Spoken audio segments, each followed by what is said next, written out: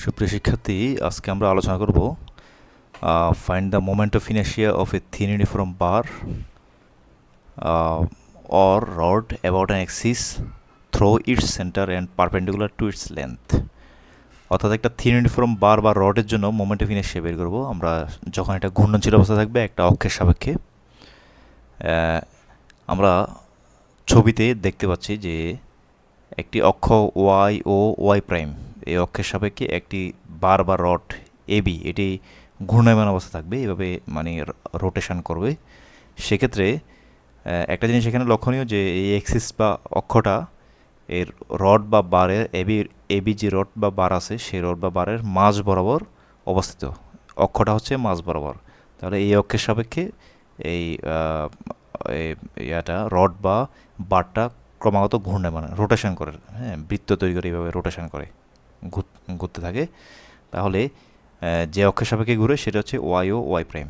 তাহলে এখানে বলা হচ্ছে find the moment of inertia of a thin uniform bar or rod, তাহলে about an axis through its centre, যে এক্সিসটা তার কেন্দ্র দিয়ে অতিক্রম করে রডের কেন্দ্র দিয়ে, and perpendicular to the length, এবং এটা লেন্থের সাথে দৈর্ঘ্যের সাথে পারপেন্ডিকুলারলি অবস্থিত অক্ষটা।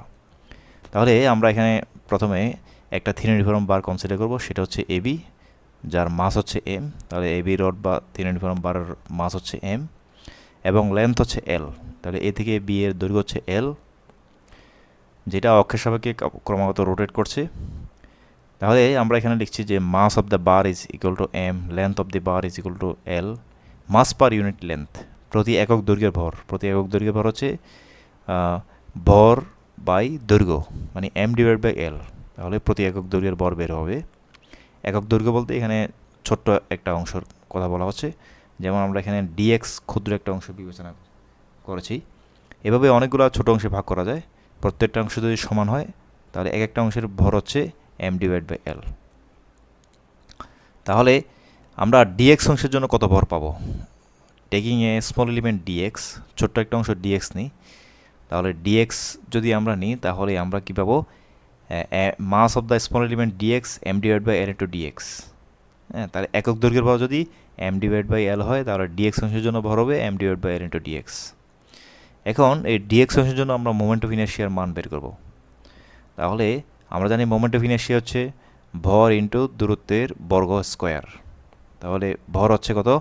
M divide by L dx, আর অক্ষ থেকে ডিএক্স অংশের দূরত্ব হচ্ছে এক্স, মনে মনে আমরা এক্স ধরলাম, অক্ষ থেকে ডিএক্স অংশের দূরত্ব হচ্ছে এক্স, ছবিতে আমরা দেখাচ্ছি।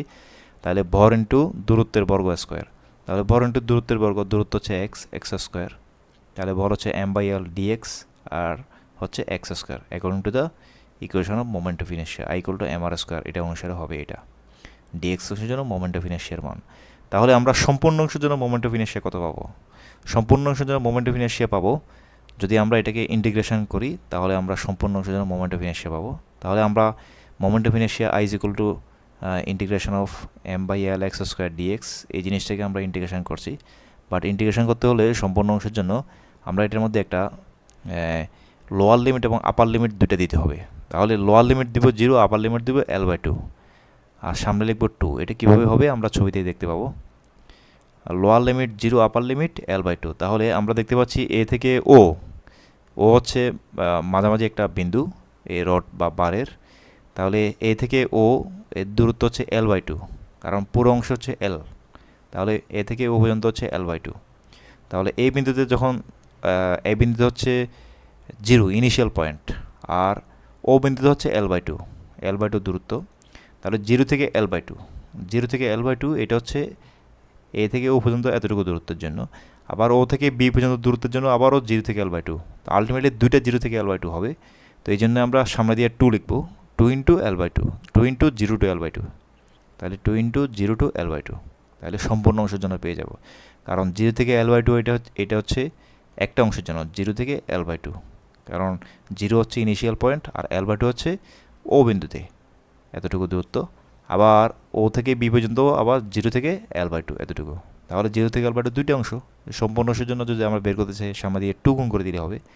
তাহলে 2 ইন্টু 0 টু এল বাই 2, তাহলে আমরা ওই অংশটাকে লিখলাম যে অংশটা আগে ছিল আর কি, m divide by L dx x square, m divide by L dx x square.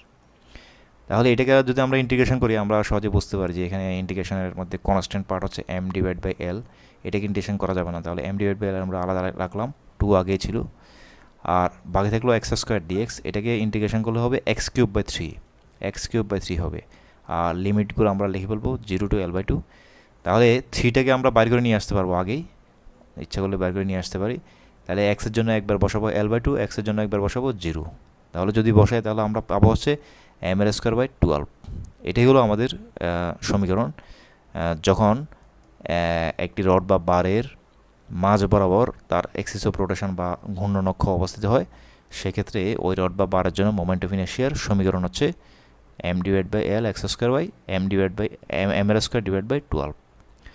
আরেকটি কোশ্চেন এখানে আছে, সেই কোশ্চেনটা যদি কেউ ওই আনসারটা কেউ বুঝে থাকে তাহলে সবাই এটাও আনসার করতে পারবে, এটাও খুবই সহজ। এটা হচ্ছে সেম, একটি রড বা বার দেওয়া আছে এবি, বাট এটার এক্সিস অফ রোটেশন বা ঘূর্ণন অক্ষটা অবস্থিত হচ্ছে এক প্রান্তে, তার মানে ওয়াই প্রাইম এটা হচ্ছে তার ঘূর্ণন অক্ষ, এক প্রান্তে অবস্থিত। তাহলে এই অক্ষের চারপাশে রডটি ঘূর্ণায়মান অবস্থা থাকবে বা বারটি ঘূর্ণায়মান অবস্থা থাকবে।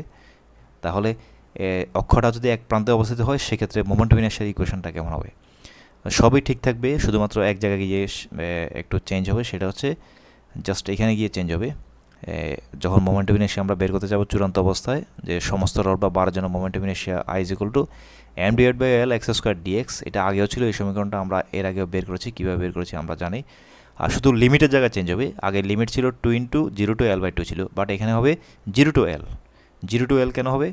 কারণ টোটাল দূরত্ব এ থেকে বিভিন্ন দূরত্ব হচ্ছে l, তার মানে 0 হচ্ছে কি ইনিশিয়াল পয়েন্ট আর l হচ্ছে কি ফাইনাল পয়েন্ট। তার মানে 0 থেকে যদি l দেওয়া হয় তাহলে পুরো রডটাকে কভার করা হচ্ছে বা পুরো বারটাকে কভার করা হচ্ছে। তার মানে হচ্ছে এটা সম্পূর্ণটার জন্য ইন্টিগ্রেশন যদি করা হয় 0 থেকে l এর মধ্যে ইন্টিগ্রেশন করলে টোটাল রড বা বারের জন্য আমরা ইন্টিগ্রেশনের ভ্যালু আমরা পেয়ে যাব। তাহলে 0 to l m divide by l x² dx। তো সেখান থেকে আমরা লিখতে পারি যে m ডিভাইড বাই l এটা হচ্ছে আমাদের একটা constant part, m divide by l এটাকে আমরা আলাদা করে রাখলাম, আর x² dx এটাকে ইন্টিগ্রেশন করতে হবে। x² dx কে ইন্টিগ্রেশন করলে সেম আগের মতো x³/3 হবে। তো x³ জন্য এর জন্য একবার l বসাবো, এর জন্য আবার 0 বসাবো।